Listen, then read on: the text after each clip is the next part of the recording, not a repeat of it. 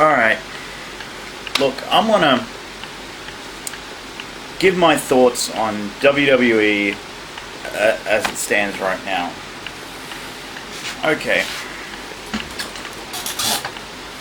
We've just lost one of the greatest workers in the past 15 years. Another one. CM Punk was another one as well. And granted, I was holding out hope that it was a work and an angle. It's not. And I also look at the state of WWE. So what we got? We've got Roman Reigns that essentially is like John Cena 2.0. Segments of the crowd do like him, but other segments of the crowd are cheering him. And I just look at this, and this is a carbon Vince McMahon babyface, where it seems that he's fighting against the odds, but he's not really.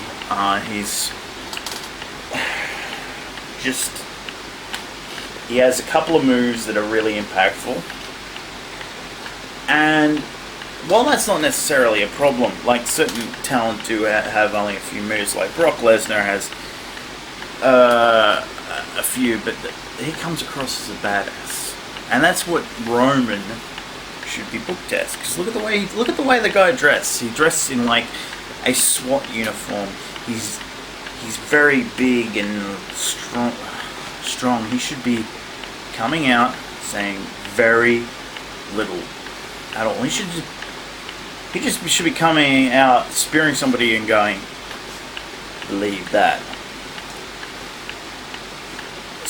Like, he should be on a, should have been pushed like Goldberg. This is very little. And doesn't speak very much at all. Because the guy just is not. From what I've heard and from what I've seen, the guy does not convey a lot to promos. He's not very good at them. John Cena, look at the guy. I mean, Grant, he is a machine on the publicity front. But the guy, a bit of a weenie. He's very, oh, look at me, I'm all good, I am the goody-goody. This is the guy that if I went to high school with, I would want to punch him in the face. Oh, God, I would. This is not the guy I want to cheer. This is not the guy. He's a white rapper.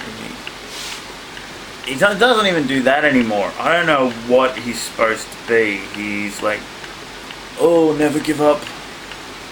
Keep fighting, and I will never. You haven't lost shit, dickhead. Against the odds, you are the odds that are stacked against everyone. And yeah, at the moment he could lose for a year straight, and it wouldn't hurt his stock, or at least 6 months straight he could lose. Because I have said, look, let's stop pretending. And then you got John Cena. I think Truthslayer said this really well. You have John Cena, the guys he works with, and everybody else. Now it's Roman Reigns, John Cena, everybody else, everyone they work with, and everybody else is down here. And yeah, that's how it is. I've got to say they're booking the women a bit better now. At least they've got people to work with. I think they really need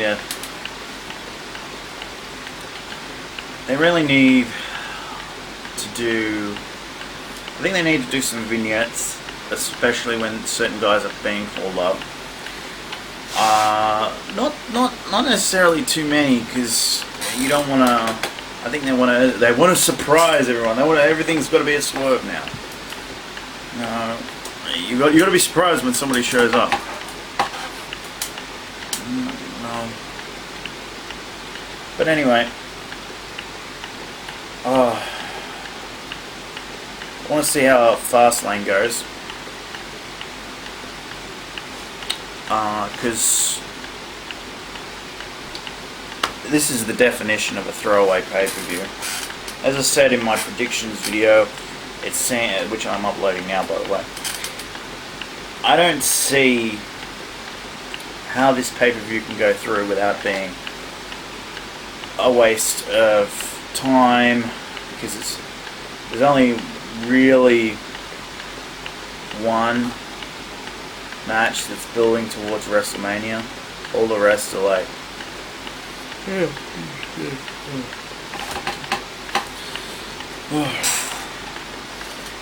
not that they're gonna, like, AJ versus Jericho. What's the point of that now? It's a good match on the card, but if AJ wins, yay, which I think he's gonna do. Jericho wins. Well, that's WWE booking for you.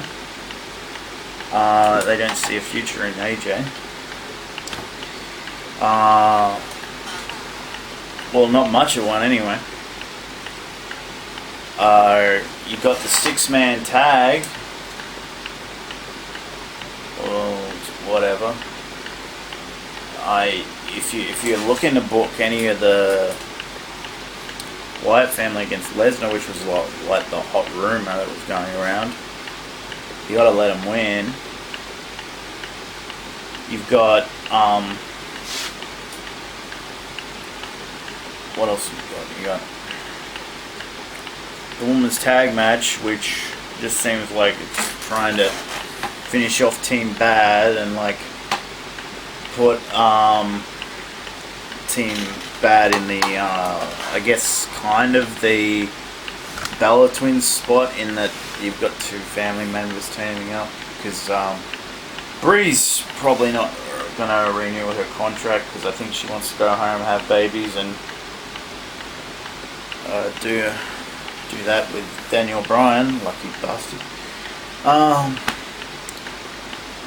And you're gonna probably have Nikki come back from neck surgery. Then the clock ticks on her, and I doubt like just looking at it, I just don't see a future with her too much. She's done what she needs to do, so again, more clock ticking on her. Dolph versus Kevin Owens, and why are we doing this match for the 6,753rd time match? I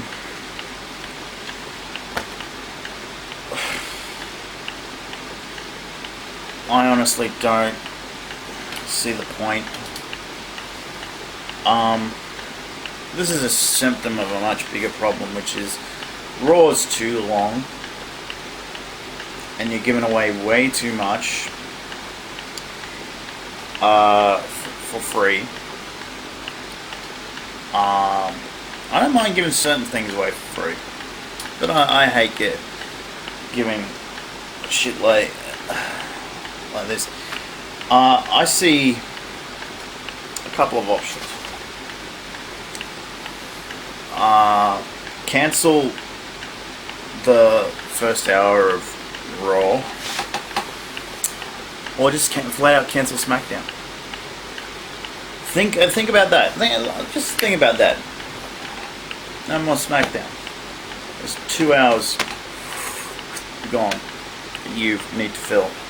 Now, during Monday Night Wars and during the brand split, I could see an argument for SmackDown. Now it's just 2 hours to fill of matches, and I just look at it from a business point of view. I'd be like, well, it's bringing us in a lot of money, but it's cutting into our pay-per-view revenue, and I think we should. I just say, look, I think we should just right now. The talent pool is really small, and we've got 3 hours to fill on Monday night, and we've got superstars still. We've still got main event. We can use those to do with the guys that we don't really want to do shit with for some reason. We still got to have them on the roster. Job guys, we got to have our jobber matches. Yeah, we got to do that. I just look at it and I'm like, those are my options. Like, cut the last hour off or cancel SmackDown so you can have more matches with giving away less, because it's a waste of time and that. So yeah, but you won't see that happen, because if I were running the show, that was what it'd be like. I'd be like, well, we're creatively stifled ourselves. We've got way too much TV to fill, and it's fucking with our bottom line. Just look at it. I'm like, why? Anyway, so what am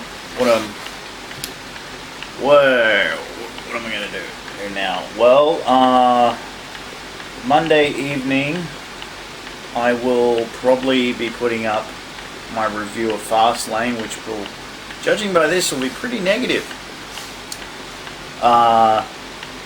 And I will, the predictions video will be coming out. So I'm also thinking about, again, rebooking WCW in 1999. I have rewatched it, so I'll be working from a different point. Because from that, I think I worked from the Starrcade match, and I watched the two Starrcades after Starrcade 98, and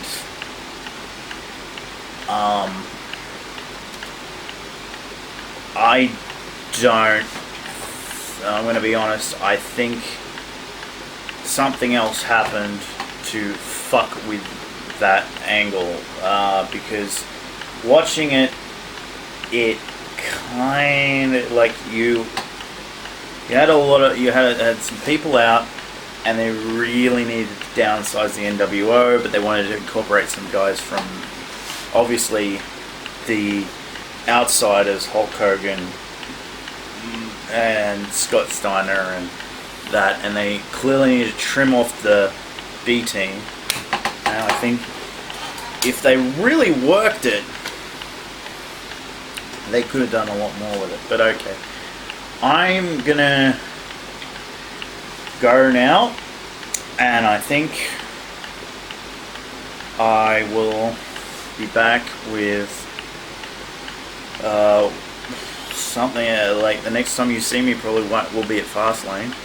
After Fastlane, I will not be, like I said, I will not be watching that live. I'll probably be watching that slightly delayed on the network, a couple of hours, and I will report back with my findings on that.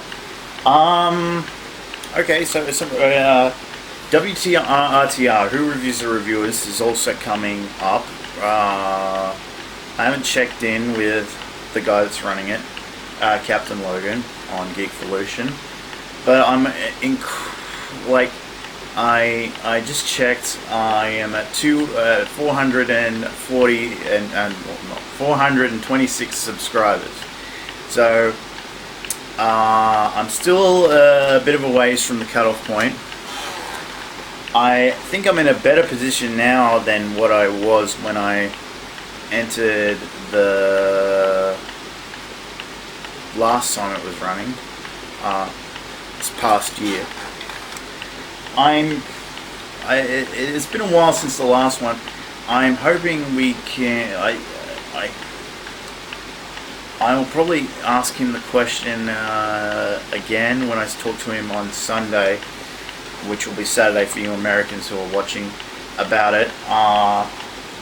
And I will inquire as to when it will be, because I know it's not going to be announced this month.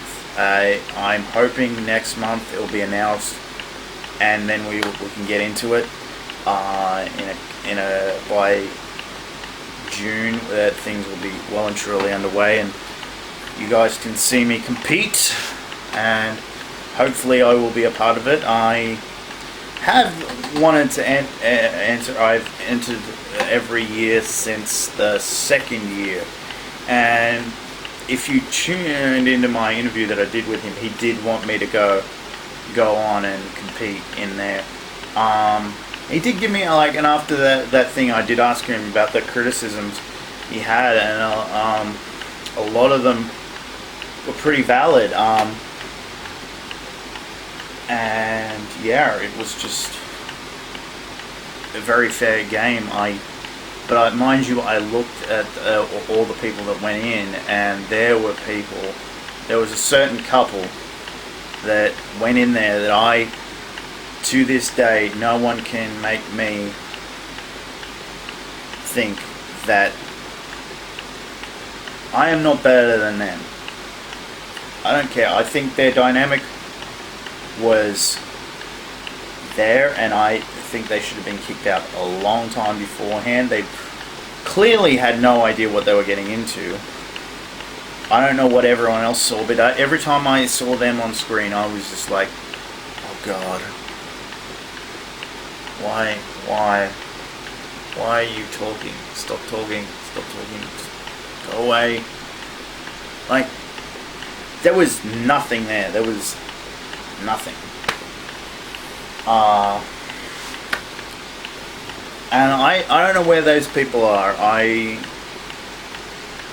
That is nothing I would not say. If they came knocking at my door right now and said, "Well, how dare you say that about?" I'd say, guess what? You're crap. You clearly needed a lot more work before you entered this contest, because they were at a level I was way further back. But okay, so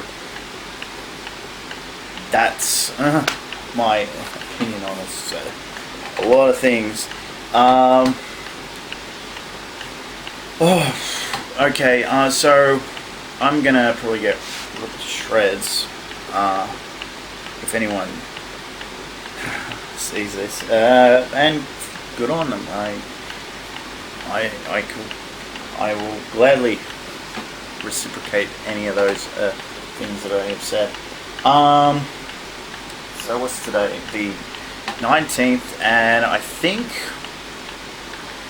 there's a Netflix show on that I'm going to check out. It's simply called Love, and I may give my opinion on that in a couple of days. Maybe Sunday before the Fastlane thing. I just remembered that just then. I don't know if it's going up today or what, but okay, I'll check on that. See ya.